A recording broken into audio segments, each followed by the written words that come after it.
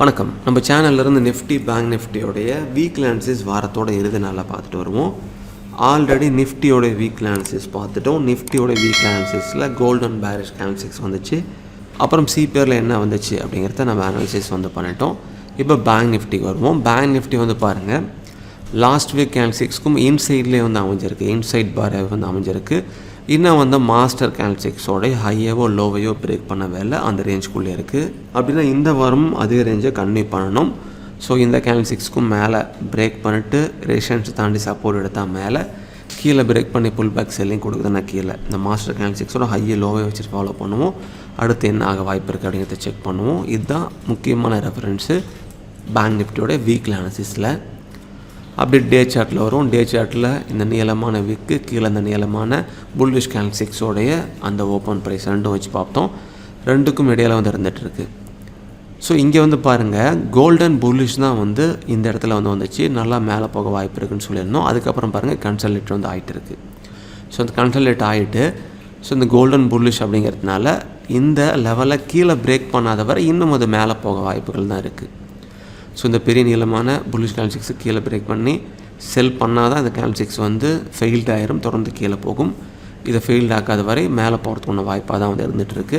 So கன்சல்டேட்லாம் முடிஞ்சு இந்த ரேஞ்சை break பண்ணிச்சுன்னா இன்னும் மேலே போகலாம். ஃபஸ்ட்டு ரெசிஸ்டன்ஸ் லெவலில் 52,340, கீழே சப்போர்ட் 50,445. ஸோ லோவை பிரேக் பண்ணதா ஹையை பிரேக் பண்ணதா, இந்த ரேஞ்சஸை பிரேக் பண்ணும்போது என்ன ஆகுதுன்னு தெரிஞ்சுக்கலாம். ஸோ முக்கியமான லெவல் இதை பிரேக் பண்ணால் தான் இன்னும் நல்லா கீழே போகும். அதை பார்ப்போம். 1 ஹவரில் 4 லெவல் தான் முக்கியமான லெவல். ஸோ இந்த 4 லெவல் தான் முக்கியமான லெவலாக இருந்துகிட்ருக்கு. ஸோ இதில் immediate resistance level, support level 51,608, 51,087. So எக்ஸாக்டாக சென்டரில் இருக்குது. கீழே சப்போர்ட் எடுக்குதுன்னா ஃபஸ்ட்டு அந்த ரெசிஸ்டன்ஸ் லெவலு அதை தாண்டி பிரேக் பண்ணிடுச்சு அப்படின்னா 52,340. சப்போஸ் இது கீழே பிரேக் பண்ணி புல் பேக் செல்லிங் கொடுக்குதுன்னா 50,456 இருக்குது. எக்ஸாக்டாக இமீடியட் சப்போர்ட் லெவலுக்கும் ரெசிஸ்டன்ஸ் லெவலுக்கும் சென்டரில் இருந்துகிட்ருக்கு. ஸோ மேலே பிரேக் பண்ணிச்சுன்னா அது அப்படியே மேலே போய் இந்த லெவல் தொடும். கீழே பிரேக் பண்ணிச்சுன்னா இந்த லெவல் தொடும். அல்லது இங்கே சப்போர்ட் அடிச்சுன்னா இந்த லெவல், இங்கே ரிஜெக்ட் ஆனால் இந்த லெவல். இதை வச்சு நம்ம செக் பண்ணலாம். ஸோ ரொம்ப முக்கியமாக சிபிஆர் பாருங்கள், லோயர் வேல்யூ சிபிஆர், அதே போல் வெரி நேரோ சிபிஆராக இருந்துகிட்ருக்கு.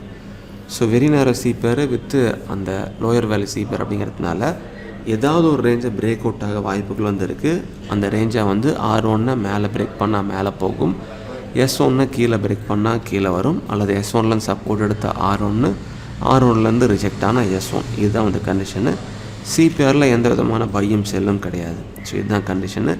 R1 தாண்டிச்சுன்னா அப்படி R2, S1 தாண்டிச்சுன்னா S2, S1ல் சப்போர்ட் எடுத்த R1ல் ரிஜெக்ட் ஆனால் S1. இதுதான் கண்டிஷன். ஸோ பேங்க் நிஃப்டியில் அந்த கோல்டன் புல்லிஷ் இருக்கிறதுனால அந்த முக்கியமான ரேஞ்ச் பிரேக் அவுட் ஆகுதா, அங்கேருந்து சப்போர்ட் எடுக்குதான்னு செக் பண்ணி பார்ப்போம். இதுதான் பேங்க் நிஃப்டியோடைய அனாலிசிஸ். இது கூட உங்களோட ரிசர்ச்சும் பண்ணுங்கள், எல்லாத்தையும் பார்த்துட்டு உங்கள் சொந்த முடிவு செக் பண்ணுங்கள். மிக்க நன்றி.